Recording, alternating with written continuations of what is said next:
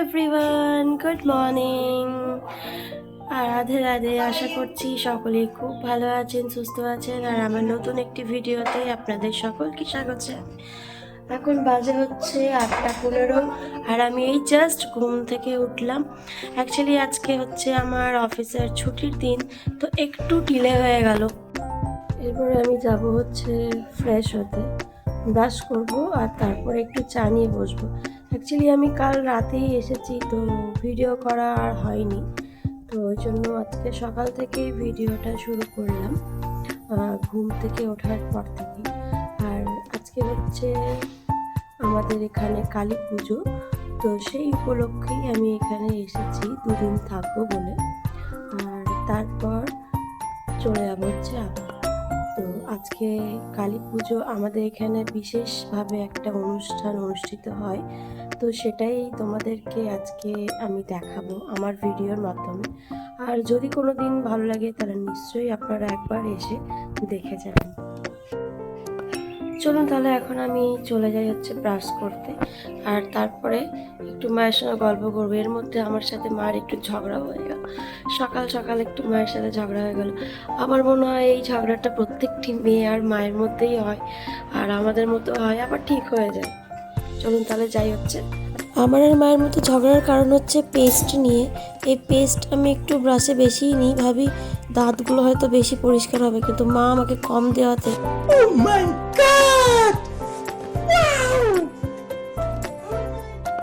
আমার সাথে ঝামেলা হয়ে গেল যে তুমি আমাকে কেন পেস্ট কম দিলে। আমি পুরো একদম ব্রাশ ভর্তি করে পেস্ট নিই। দেখি গিয়ে মা আবার কি করছে, আমাকে এখন চা বানিয়ে দেবে না আমাকে নিজেই বানিয়ে নিতে হবে।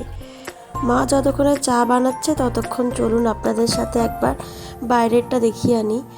এখন তো শীতকাল, তার মধ্যেও দেখুন কত রোদ, পুরো কড়াভাবে রোদটা উঠেছে। আর মনেই হচ্ছে না যে শীতকাল বলে। এখন তো সেরকমভাবে ঠান্ডাও পড়েনি, মাঝে 2-4 দিন পড়েছিল, কিন্তু তারপরে দেখছি আবার গরম শুরু হয়ে গেছে। একটু গাড়ি চালালে লাগছে, আদারওয়াইজ কিন্তু ঠান্ডাটা লাগছে না। আর এই দেখুন আমার পলু, সুন্দর, কত কিউট। হ্যাঁ, এর বয়স হচ্ছে 6.5 বছর। যখন আমি আমার ফার্স্ট গাড়িটা বিক্রি করে সেকেন্ড গাড়িটা কিনি, তখন এ আমার বাড়ি এসেছিল। আমার পিসুমণির বাড়িতে যখন আমি খোঁজ পাই যে খরগোশ অনেকগুলো বাচ্চা দিয়েছে, তো তখন আমি কিছু না ভেবেই আমি চলে যাই হচ্ছে একে আনতে। অ্যাকচুয়ালি আমার সাথে দুটো এসেছিল, দুটোকে আমি এনেছিলাম, তো একটা কোনো কারণে মারা গিয়েছে, আর এ আছে, এ অনেক দিন হয়ে গেছে আছে, সেই বললাম 6.5 বছর আজকের বয়সের। আর যেদিন কিনেছিলাম সেদিন কত ছোট ছিল, আর সেদিনকে বৃষ্টি পড়ছে টুপটাপ টুপটাপ, ভাবছি কিভাবে নিয়ে যাব, বৃষ্টি পড়ছে, কিন্তু তার মধ্যেও না, আমাকে তো নিয়ে আসতেই হবে। আমি গিয়েছি এতটা দূরে, ভগবানের স্মরণ করে ঠিক আস্তে আস্তে ওকে নিয়ে চলে এলাম হচ্ছে আমার বাড়িতে। ঘড়ির কাঁটায় এখন 9টা, আর আমার চা বিস্কিটও চলে এসেছে সকাল সকাল। ওহ, অনেক দিন পর এরকম বসে সকাল সকাল এতগুলো বিস্কিট নিয়ে আমি চা খেতে বসেছি। চলুন তাহলে চাটা খেয়ে নিই। বলো, দোকানে থাকবে? যাবে না তাহলে? কিসের জন্য ভাত দিবি? দেখো না বাজার 9টায় ভাত দে। আমার কাছে যদি থাকতো না তোমাকে দিতাম। চলো খাইনি? ক্যান্সার হয়ে গেল। বাজারটা করতে হবে, সবজি বাজার করতে হবে। চা খেয়েছো কি তুমি? হাটে করলাম আমার বন্ধুদের গায়ে বললো। চা খেয়েছো?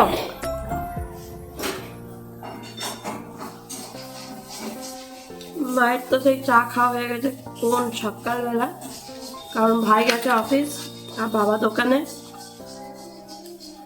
ভোরবেলায় উঠেছে, তখন খেয়ে নিয়েছে চা।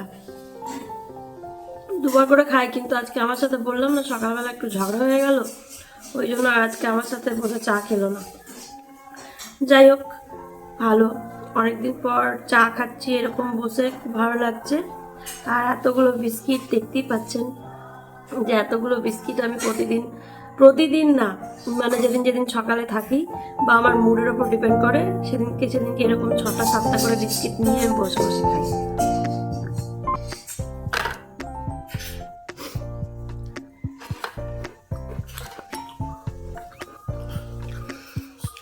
আজকে যাবে হচ্ছে বাবার নেমন্তন্ন করতে, কারণ কিছু নেমন্তন্ন এখনো আমাদের বাকি আছে, তো সেগুলোই বাবা যাবে। আর মোটামুটি আমি মা ভাই 3জনে মিলে সুজনও কিছুটা হেল্প করে দিয়েছিল নেমন্তন্ন করার জন্য আমাদের। তো আর কিছুটা বাকি আছে যেগুলো বাবা না গেলেই নয়, সেগুলোতেই বাবাকে যেতে হবে। তো এই জন্য বাবা এখন যাবে হচ্ছে আজকে নেমন্তন্ন পর্ব সারতে, সেটা হচ্ছে রানীগঞ্জ থেকে, মানে ওখানে আমার বড় পিসুনি থাকে, তো ওখানেই যাবে। কিছু নেমন্তন্ন বাকি আছে যেগুলো বললাম, তো সেগুলোই করতে যাবে। আর আমরা যাব হচ্ছে একটু পরে বাজারে, কারণ আমাদের এখানে কালী পুজো আছে আর পুজো দিতে হবে, মা পুজো দেবে, তো ওই জন্য ফল টল আনার জন্য আর একটু ব্যাংকে আমাদের কাজ আছে, তো ওইখানেই যাব আমি আর মা দুজনে মিলে। তো জলদি জলদি চাটা খেয়ে নিই, তারপরে রেডি হয়ে যেতে হবে, নাহলে এদিকে দেরি হয়ে যাবে। তো চলুন চাটা খেয়ে নিই, তারপরে যখন রেডি হয়ে বেরোবো তখন আপনাদের সামনে আবার আসবো।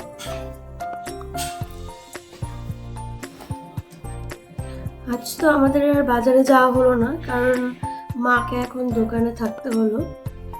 বাবা ওই যে বললাম ইনভাইট করতে যাবে, তো আর এখানে যেহেতু কালী পুজো, তাই ভাবলাম যে লোকজন আসছে, জিনিসপত্রও নেবে, তো ওই জন্য আর আমরা দোকানটা বন্ধ করলাম না। তো কালকে যাব বাজারে বা পরশু দিনকে যাব মাকে নিয়ে বাজারে। তো এখন আমি ব্রেকফাস্ট করে নিচ্ছি, আজকে মা বাজারে নিয়ে যাবে বলে ব্রেকফাস্টে কিছু বানাইনি। তো মুড়ি আর একটু কুমড়োর তরকারি আর ফুলকপি, মা একটা তরকারি বানিয়েছে ফুলকপি দিয়ে আলু দিয়ে, তো ওটা দিয়েই মুড়ি খেয়ে নিচ্ছি। আপনাদের মুড়ি কার কার ভালো লাগে? আমার তো কুমড়োর তরকারি দিয়ে মুড়ি খেতে বেশ ভালোই লাগে। আপনাদের যদি কারো এরকম ভালো লেগে থাকে তাহলে প্লিজ কমেন্টে জানাবেন। আর কে কে খান মুড়ি সেটাও কিন্তু কমেন্টে একটু জানাবেন প্লিজ। চলুন খেয়ে নি তাহলে।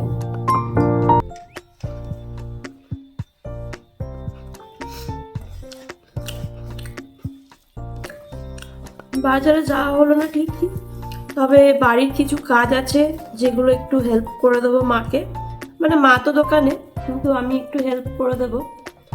তো এই কাজগুলো যখন করব তখন তোমাদেরকে দেখাবো যে আমাদের বাড়িতে এখন অনেক ঝুল জমে গেছে। মায়েরও সময় হয় না আর মাও করতে পারে না, যেহেতু মায়ের খুব পায়ে ব্যথা, আইদার আমাকে করতে হয় বা আমাদের যে দিদি থাকে মায়ের কাছে যে কাজ করে তাকে করতে হয়, মানে রীতাদি, এই আমাকে না রীতাদিকেই করে দিতে হয়, মা ঠিক পারে না।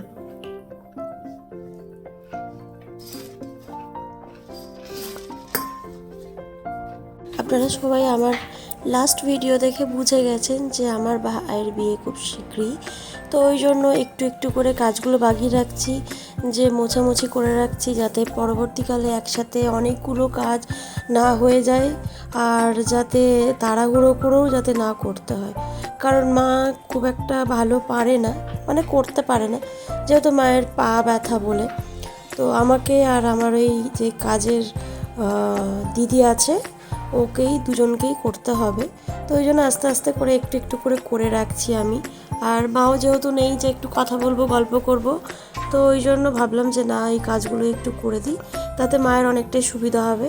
এরপর যখন নেক্সট বার যখন ঝাড়াঝাড়ি হবে তখন অত আর ডিপ ক্লিন করতে লাগবে না, একটু জাস্ট ওপর থেকে ক্লিন করে দিলেই হয়ে যাবে।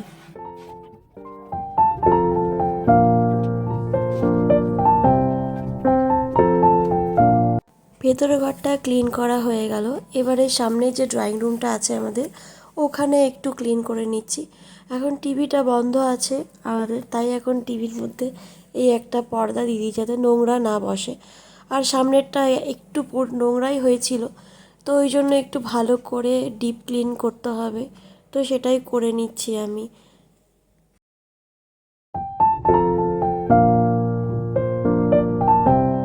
কলিন দিয়ে একটু ভালো করে ক্লিন করে নিচ্ছি, কারণ হচ্ছে যে আমি অনেক দিন আসিনি, তো ওই জন্য পুরো একটা দেখছি লেয়ার পড়ে গেছে, তো সেটাই আর কি ভালো করে কলিন দিয়ে মুছে দিচ্ছি। এইদিকে শেষ করে সামনের রুমে যাব, আলমারিটা অনেকটাই মেসি হয়ে আছে, তো সেটাই একটু পরিষ্কার করে নেবো, গুছিয়ে নেবো, কারণ সামনেই বিয়ে আর সব কিছু রেডি রাখতে হবে যাতে উইদাউট এনি কোনো ঝগড়া, হ্যাঁ, যেটা পাওয়া যায় যাতে হাতের কাছেই, এটা পড়লে এটা, ওটা পড়লে ওটা, তো সেই জন্য সেগুলো আস্তে আস্তে আমারটা সেপারেট আর মায়েরটা সেপারেট করে নিচ্ছি। যে আর যত নতুন নতুন জিনিস এসেছে, মানে শাড়ি, চুড়িদার, এগুলো তো সব নতুন এসেছে বিয়ের পারপাসের জন্য, তো সেগুলো একটু ভালো করে সব গুছিয়ে একসাথে করে নিচ্ছি যাতে হাত বাড়ালেই পাওয়া যায়।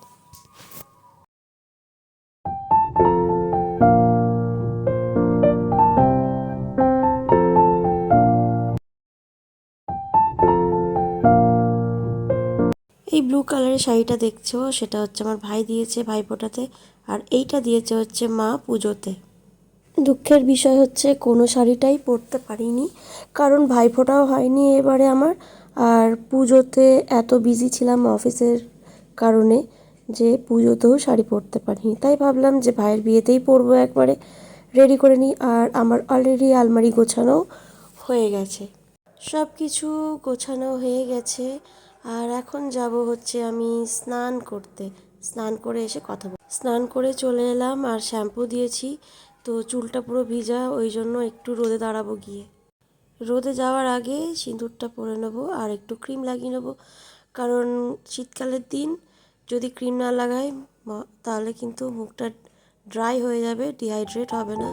আর এখন তো ভীষণই দরকার ডিহাইড্রেট করা, তো ওই জন্য। আর এই যে ইয়েলো কালারের নাইটিটা, এটা অ্যাকচুয়ালি আমার মায়ের জন্য এনেছি, কিন্তু সে এখন পরবে না, আমাকে দিয়েছে। ভাত, এখানে পেঁয়াজ পোস্ত, এখানে কচু মাখা, এখানে ডিমের অমলেট, আর এটা কি করেছো? মাছের ঝোল। মাছের ঝোল, ডাল, মুসুর ডাল, আর এখানে হচ্ছে ফুলকপির তরকারি। এই ফুলকপির তরকারি দিয়েই আমি ওই তখন ব্রেকফাস্টে আমি টিফিন করেছিলাম আজকে। দুপুরে এখন প্রায় 2:30 বাজে, আর আমরা খাওয়া দাওয়া কমপ্লিট করে এখানে এসেছি কালী মন্দিরের সামনে। এখানে এখন প্রসেশন বেরোবে, তো সেখানেই সবাই ওয়েট করছে। আর এখানের বৈশিষ্ট্য হচ্ছে যে ঠাকুরকে যেই জল দিয়ে স্নান করানো হয়, সেই জলটা আনে হচ্ছে কুমারী মেয়েরা। তো এখানে দেখুন অনেক ছোট ছোট বাচ্চা সব নিয়ে আসবে জল, আর সেইটা দিয়েই হচ্ছে ঠাকুরকে স্নান করানো হবে।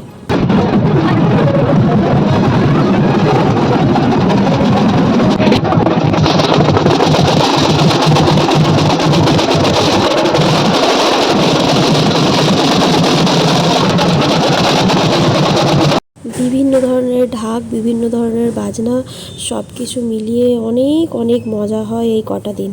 প্রচুর মানুষের সমাগম। আর দেখতেই পাচ্ছেন এখন সন্ধে হয়ে গেছে, মানে যখন রিটার্ন আসছে তখন মোটামুটি 5:30 অলরেডি বেজে যায়। প্রায় 2.5 ঘন্টা ধরে এই প্রসেশনটা চলতে থাকে। আর দেখুন কি সুন্দর লাগছে এই কচি কাচাগুলোকে শাড়ি পরে, তারপরে ঘটি নিয়ে জল আনছে। পাশে পাশে সব বাচ্চাগুলোর মায়েরাও যায়, কারণ সবাই তো ছোট মোটামুটি, তো তাদেরকে দেখাশোনাও করতে হয়, অনেকটাই পথ যেহেতু যেতে হয়, ওই জন্য।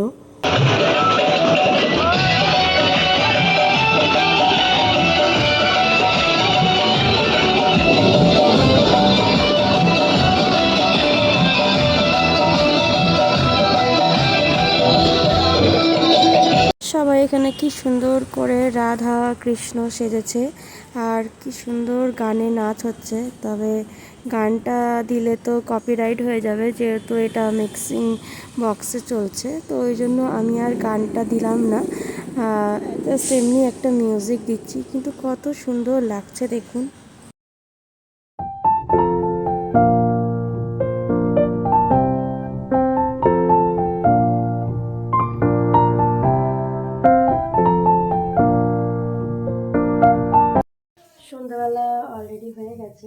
এখন বাজে হচ্ছে প্রায় 6:30, আর আমি এখন রেডি হব মন্দিরে যাওয়ার জন্য, পুজো দেবো। তো সেই জন্য রেডি হয়ে যাব। আর একটা এর আগে আমাদের একটা দুপুরবেলা প্রসেসন বেরোয়, সেই প্রসেসনে আমি যেতে পারিনি কারণ আমার খুব মাথা ব্যথা করছিল। তো মা কিছু ভিডিও ক্লিপস বানিয়ে দিয়েছে যেগুলো আপনাদের সামনে আমি শেয়ার করব, ঠিক আছে? তো চলুন তাহলে রেডি হয়ে নিই ঝটপট, না হলে আবার মা আবার চিৎকার করবে আমাকে। শাড়ি পরতে মন্দ লাগে না, তবে আজকে একটু অকেশন পেয়েছি, মনে হলো একটু শাড়ি পরি। আর পুজোর দিনগুলোতে দেখবে একটু শাড়ি পরলে ভালো লাগে, তো আমিও সেটাই করলাম। শাড়ি পরে আমি রেডি হয়ে গেছি, আর আমাকে কেমন লাগছে কমেন্টের মাধ্যমে কিন্তু অতি অবশ্যই জানাবেন। এটা হচ্ছে মন্দিরের ফ্রন্ট সাইড, আর এখান থেকেই আমরা ঢুকছি। আর এটা অ্যাকচুয়ালি হচ্ছে কালী মায়ের বাৎসরিক পুজো উৎসব। তো এই অঘ্রাণ মাসেই এই উৎসবটা আমাদের এখানে পালন করা হয়। আর এটি হচ্ছে শ্মশান কালী, যেমন ভিরিঙ্গি কালী মন্দিরে যেরকমভাবে পুজো হয় এই টাইমে, সেরকমই কিন্তু এখানেও পুজো হয়। প্রচুর মানুষের সমাগম। আর কালকে হচ্ছে এখানে নরনারায়ণ সেবা। আজকে প্রোগ্রাম হবে কবি গান, বাউল গান, পুতুল নাচ, যেগুলো আমরা হয়তো হারিয়ে ফেলেছিলাম, দেখতাম না, সেইগুলোই কিন্তু এখানে এই কালী পুজোর সময় কিন্তু হয়। কত সুন্দর করে সাজিয়েছে দেখুন, পুরো আলোয় আলোয় আলোকিত হয়ে আছে। আর এই হচ্ছে শ্মশান কালীর মা, যার পুজো কিন্তু 12টার পরই বসে, আর সারা রাত ধরে কিন্তু এই ঠাকুরের পুজো হয়। এটাই এখানের বৈশিষ্ট্য। এই মন্দিরের যে প্রতিষ্ঠাতা সে হচ্ছে আমার কাকু, তার সাথেই আপনাদের একবার দেখা করিয়ে দিই। ফাইনালি আমার কাকুর সাথে অনেক দিন পর দেখা হলো।